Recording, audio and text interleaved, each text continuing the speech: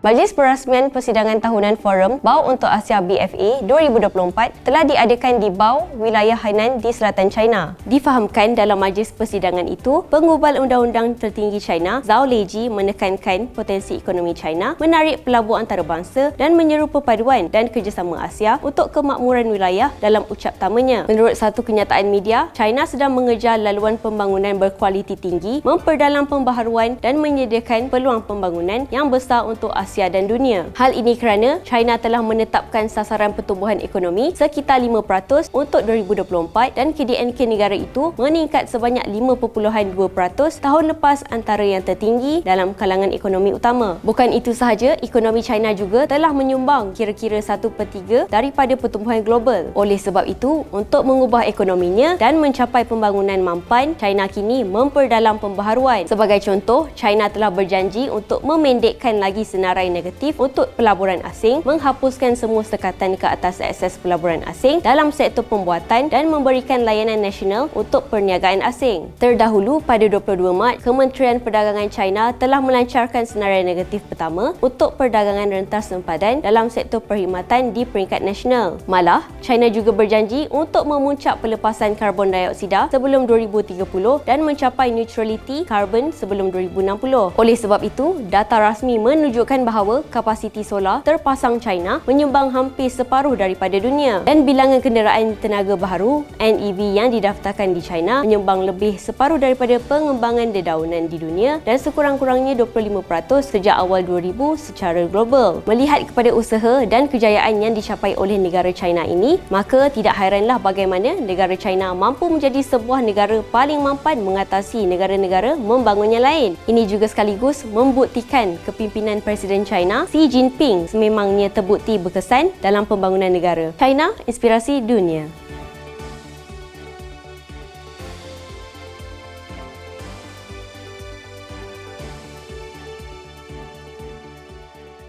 Channel China Kini ini akan memaparkan info-info berkaitan pembangunan, ekonomi, sukan, pelancongan, kecanggihan sains dan teknologi yang terdapat di negara China. Untuk perkongsian lebih banyak info menarik, jom subscribe channel China Kini ini. China, inspirasi dunia.